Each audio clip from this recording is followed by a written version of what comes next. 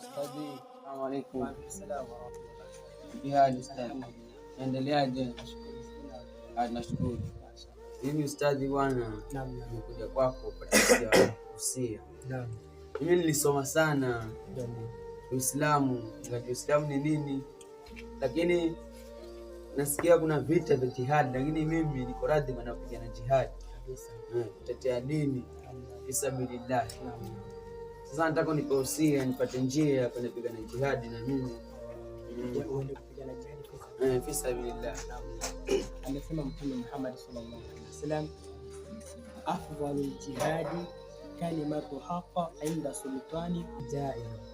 Mtume Muhammad sallallahu alaihi wasallam amesema jihadi ilikuwa bora ambao unaweza kufanya ni kusema maneno ya haki mbele ya viongozi fulani.